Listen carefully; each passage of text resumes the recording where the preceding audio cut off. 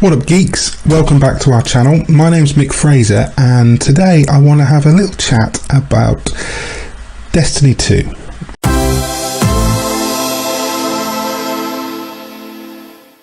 More specifically, the upcoming Forsaken expansion. I'm not going to go into why Bungie need Forsaken to be a success.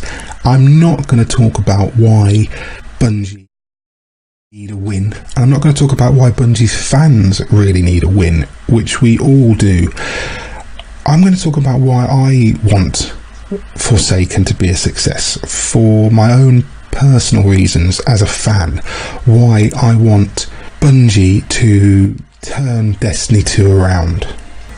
If you've been with Destiny since the beginning, since before day one, since the alpha, the beta, the hype train, you'll know that it was always intended to be a 10-year journey. That was Bungie's plan.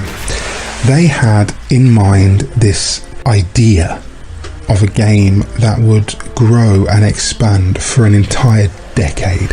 We're moving now into the 5th year of that journey, and it's fair to say that up until now it's been kind of a bumpy ride. I want the Forsaken to be a success because I want Bungie to pull me back into Destiny 2. I love this universe. I love it. There is a wealth of backstory. There's a smorgasbord of teeny snippets of a grand sweeping history that Bungie have barely touched upon. I want Forsaken to succeed because I want a reason to immerse myself in that universe again, in a future where humanity's enemies are vast and terrifying and where a last line of beleaguered heroes stands guard over our fate. I want to love Destiny 2 the way I loved Destiny 1. Not as a fan praying for a pick-me-up, but a fan willing to defend the game to the death. Well, maybe not to the death, but you get my point. For me, Destiny has been a constant companion since 2014. I've played everything it has to offer. I've been a part of clans and strikes and raids, impromptu flash mobs. But because of this, I know its faults.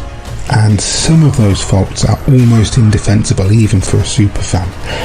The removal of so much key content between Destiny 1 and 2, for example, or Bungie's frankly shameless overuse of the Eververse store, and because it became such a beloved franchise so quickly, Destiny has always been open to the kind of scrutiny its developers should have been aware of. But Bungie have always shown a kind of disconnect between their perception of the game and the fans' perception of the game that reeks of a lack of empathy, like they don't ever seem to really get it.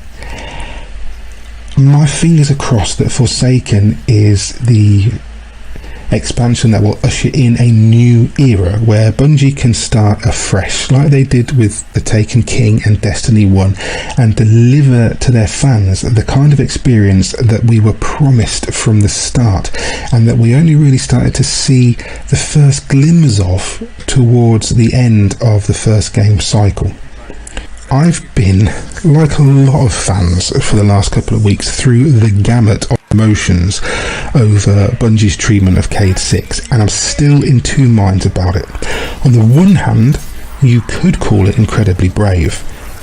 Killing arguably their most popular character and potentially alienating a massive portion of their fan base could be called incredibly brave. Perhaps it speaks of their confidence in Forsaken. On the other hand, it could be a cowardly act disguised as a brave one. It could be a cheap marketing ploy that indicates a creatively bankrupt writing team. There's a possibility that Bungie are just running out of ideas at this point, that they don't know where to go exactly, they don't know how to bring people in, so they're resorting to shock value. Let's kill a character. Who should we kill? Who do the fans like most? Let's kill Cade. Because let's be honest, up to this point, that trailer, that Last Stand trailer, could have been Cade, Ikora, Zavala, anybody. They picked Cade. Cade's the most popular. It's a good chance it's all just for shock value. Now, one thing that it says for sure, if Cade really is dead, now he may not be, they may be pulling a Jon Snow and he'll pop up at the end as Cade 7 and everything will carry on as normal. If that doesn't happen, if he remains dead, if they're not trying to pull the wool over our eyes here, then it indicates to me that Bungie are ready to move into darker territory with Destiny 2, and that's a good thing. It means that they're willing to kill their characters. It means that they're willing to narratively surprise us. It means that they're willing to upset their fans if it leads to an impactful storyline, to a meaningful outcome, and that's a good thing. That can only be celebrated. We don't want to lament that. That's a really positive step for Bungie, because it means that they're trying to treat their fan base with more respect. We don't know, and we don't know what kind of villain Uldren Sov is going to be yet. He was kind of a bit of a whiny brat in Destiny 1, and Mara Sov was much more of an interesting character, so I kind of wish that Mara Sov was somehow the villain of this rather than Uldren, because he's got that kind of Commodus from Gladiator whiny bitchiness about him that I don't particularly respect in a villain, but we'll see how he goes, because there's a possibility he could be pretty good. One of the reasons I want Forsaken to succeed is because I believe that Destiny 2 and the history of the franchise in general and its characters deserve more. I want Cade 6 death to mean something real and tangible that will galvanise the fan base, that will bring people together.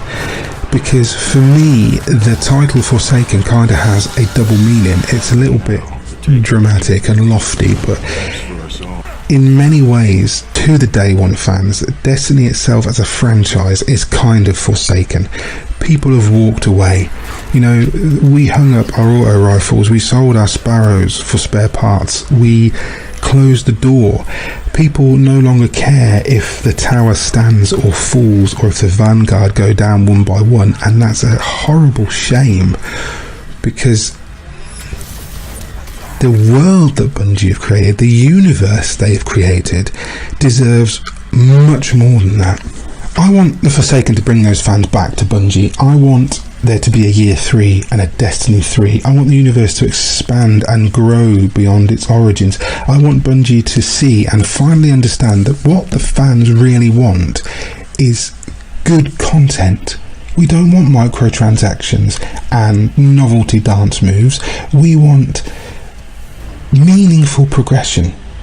We want powerful narrative. We want the promise that there's always something bigger and better on the horizon.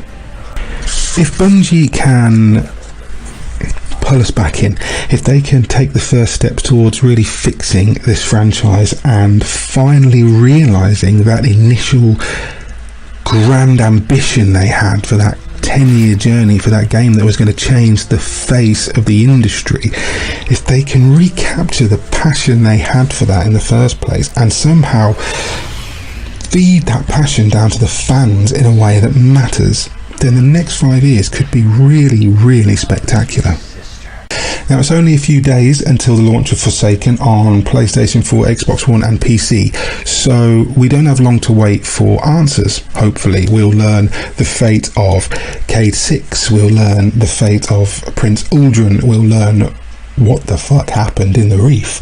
But until then, we can only speculate and hope that Cade 6's death has not been in vain.